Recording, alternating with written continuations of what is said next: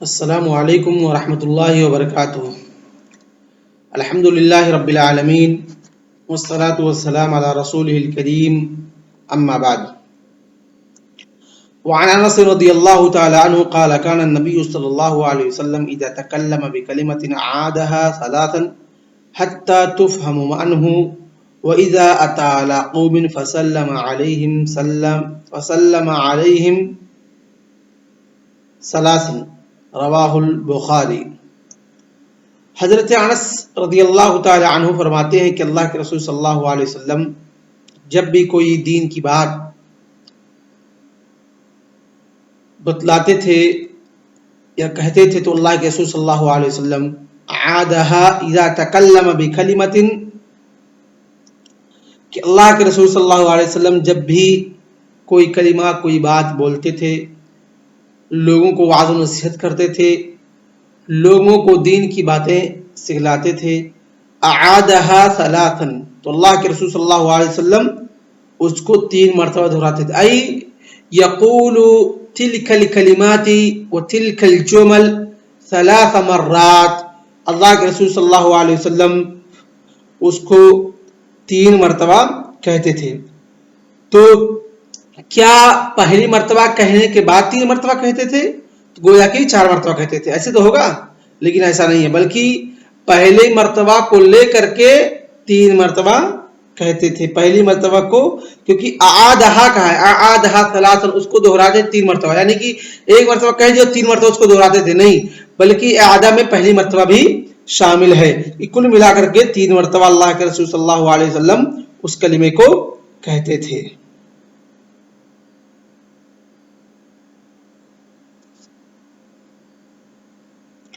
کہتے ہیں کیوں کہتے تھے؟ کیا اللہ کے رسول صلی اللہ علیہ وسلم ہمیشہ ایسا کرتے تھے؟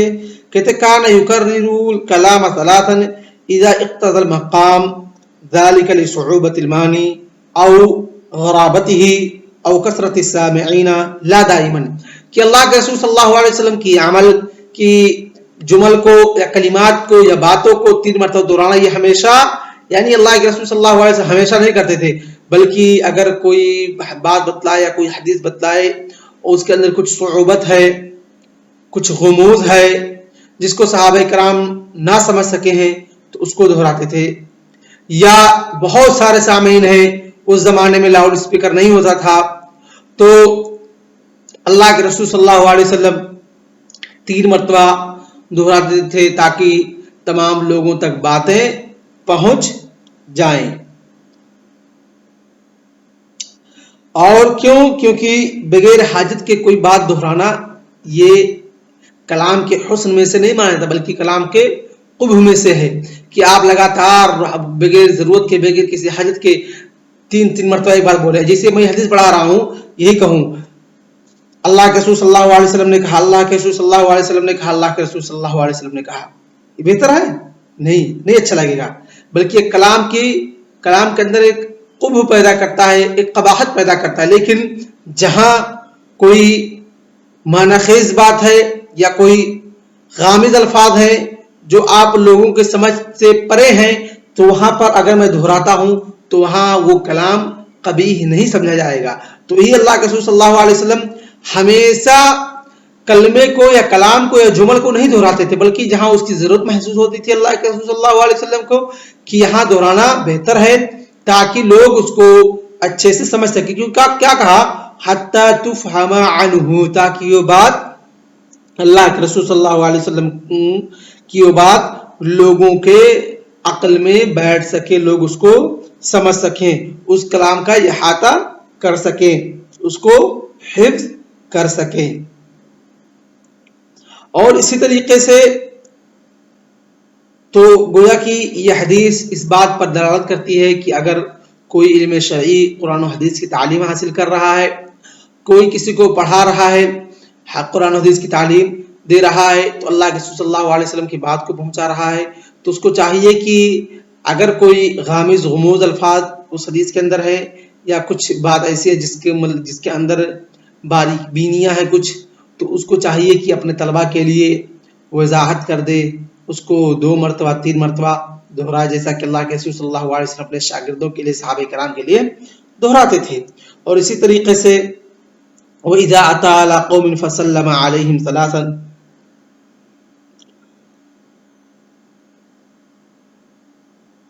کہ جب اللہ کے رسول صلی اللہ علیہ وسلم کسی قوم کے پاس آتے تھے، کسی مجلس کے پاس آتے تھے، لوگ ایک جگہ اکٹھا ہیں، تو ان کے اوپر 3 مرتبہ سلام کر دیتے ہیں۔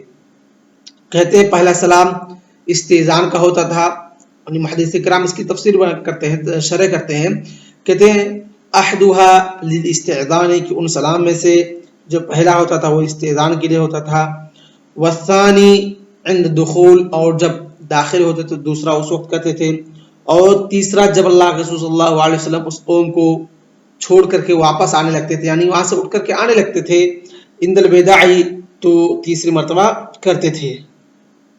اور ہر ایک کیا ہے؟ سنت ہے۔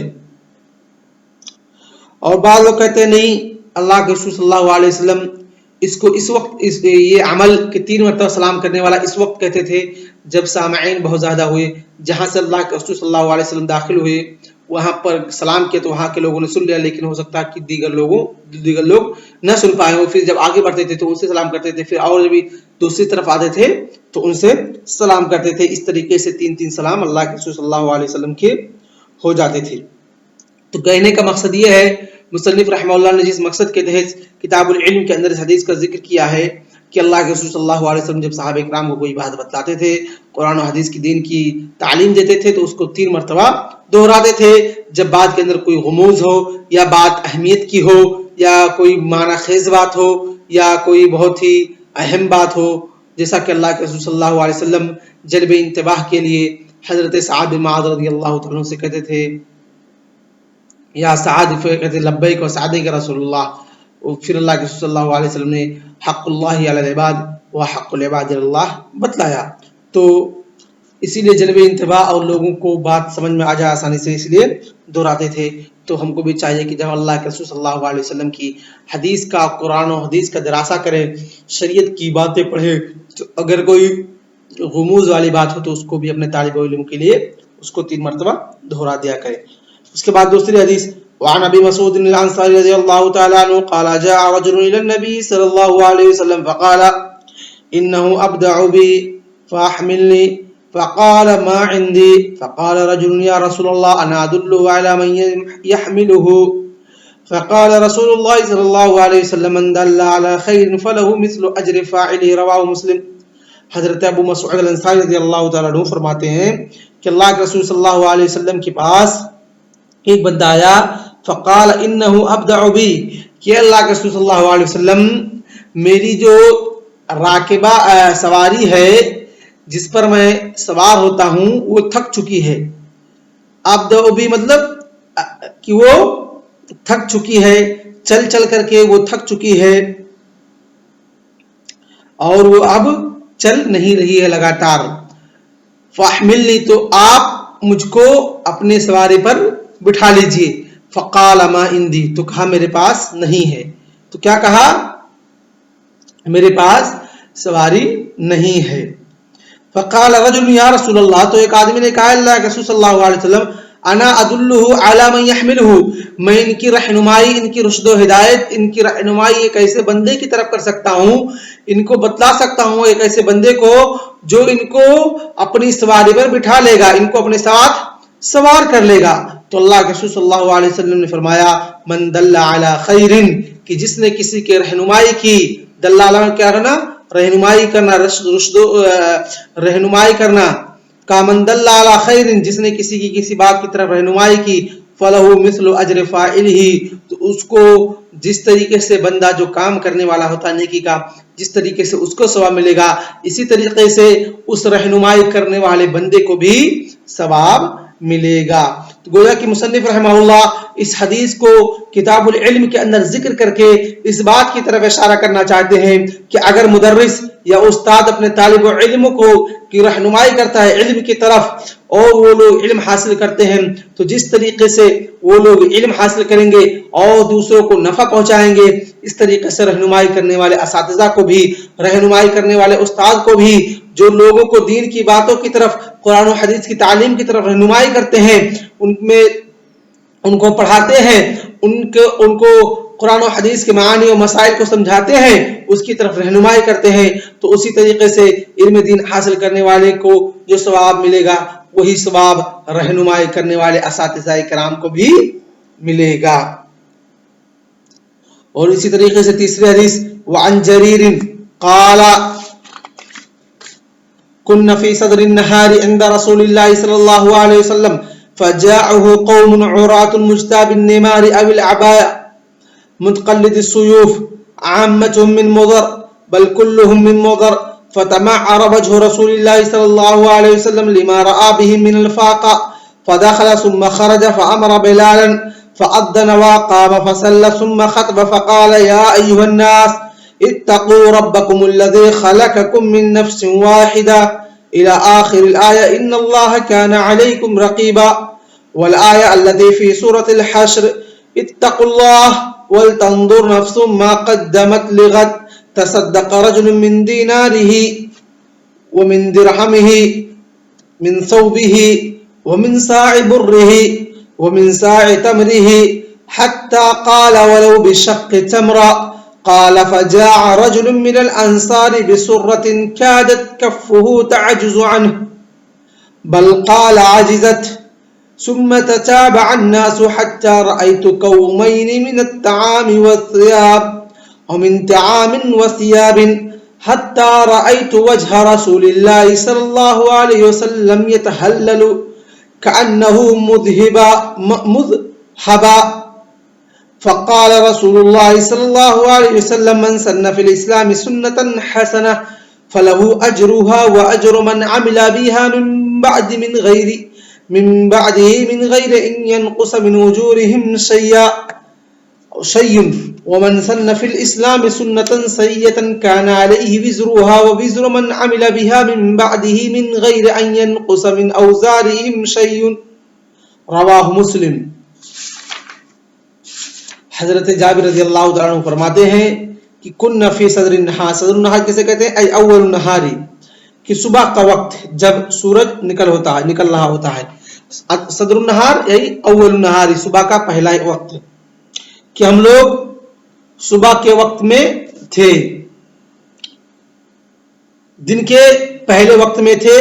اللہ کے رسول صلی اللہ علیہ وسلم کے پاس فجاءہ قوم، تو ایک قوم اللہ کے رسول صلی اللہ علیہ وسلم کے پاس آئی، عراتن، یہ کیا ہے؟ عاری کی جمع ہے، یغلب علیہم العراء حال کونہم مجتابی النماری، ان کے اوپر فقر و فاقہ، ان کا ننگا پن، ان کا تمام چیز ظاہر ہو رہا تھا، حالانکہ وہ لوگ پہنے ہوئے تھے کیا؟ چیتے کے، نمار بولتے ہیں چیتے کو، یعنی ایسا کپڑا جو چیتے کے کھال کے مانند ہوتا ہے، یعنی دھاری دھار کپڑا۔ نمار کسے کہتے ہیں؟ یا کساء مخطط من صوف، ایسا کپڑا جو صوف کا ہوتا ہے تو اور اس میں لائننگ کی ہوتی ہے، جس طریقے سے چیتے کے کھال پہ لائننگ کی ہوئی ہوتی ہے، اسی طریقے سے ان کے کپڑوں کے اوپر بھی لائننگ کی ہوئی تھی۔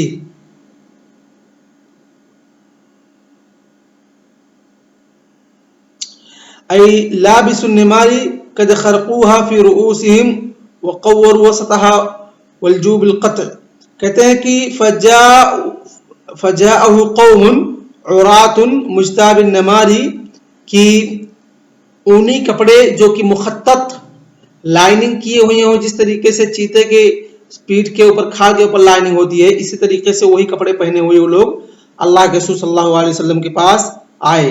اول ابایا، یا راوی کو شک ہے کہ وہ کپڑا ابایا تھا۔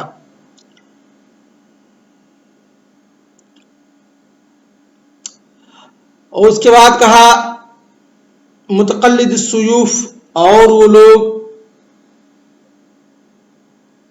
تلواروں کو گردنوں کے اندر لٹکائے ہوئے تھے۔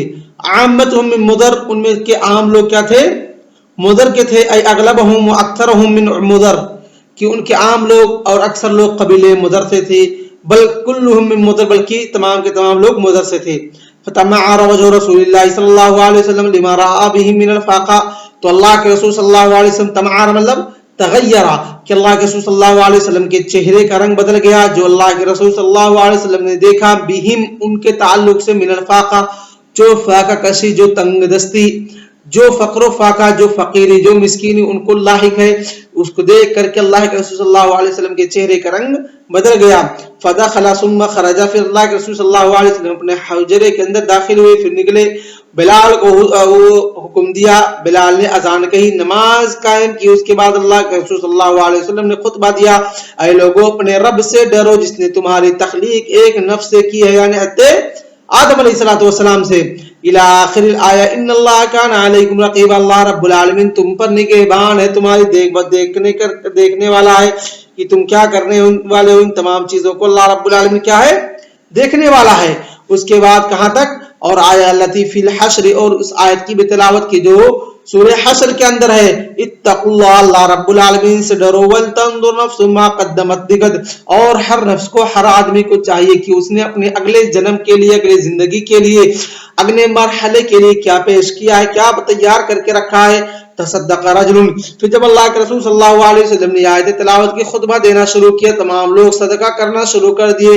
تصدق رجل من دینار، لوگ اپنے دینار، ایسا سونا جو کہ ڈھال کر کے اس کو سکے کے شکل میں رکھا گیا ہو، یعنی سکہ بنایا گیا ہو.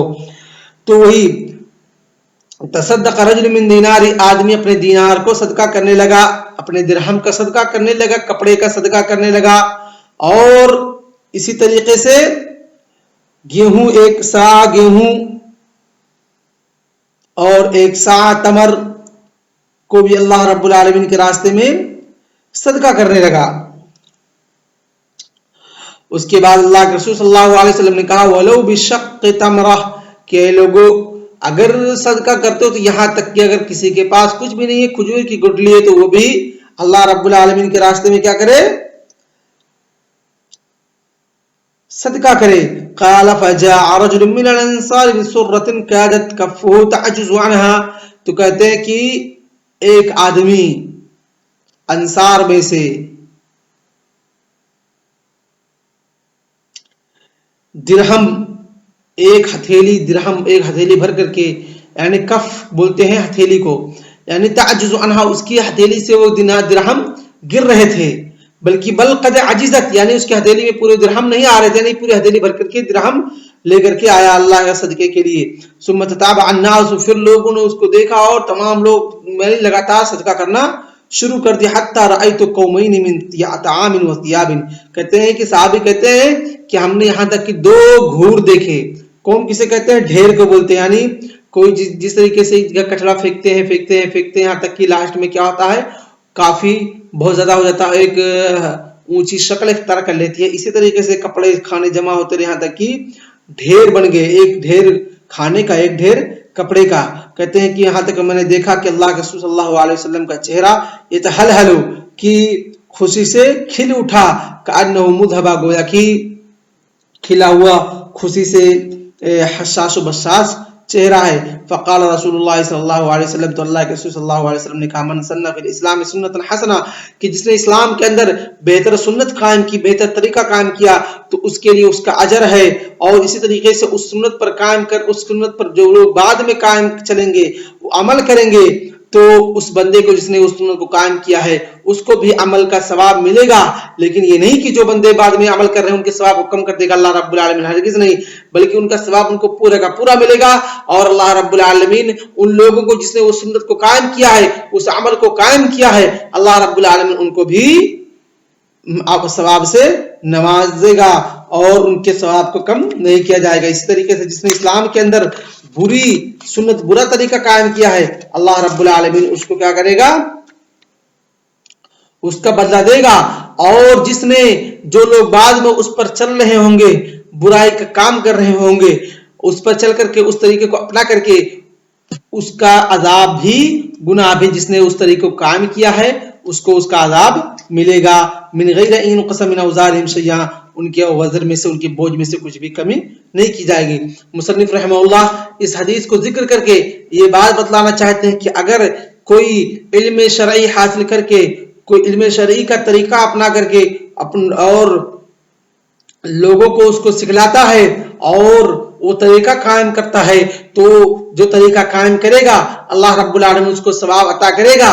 اور اسی طریقے سے جو بعد میں لوگ اس علم کو حاصل کریں گے، دوسروں تک پہنچائیں گے، ان کو بھی اس کا ثواب تو ملے گا، لیکن جس نے یہ طریقہ پہلے قائم کیا ہے، جس نے سنت علم کی پہلے قائم کی ہے، اس کو بھی ان لوگوں کے عمل کی وجہ سے، اس طریقے پہ چلنے کی وجہ سے اللہ رب العالمین کیا کرے گا؟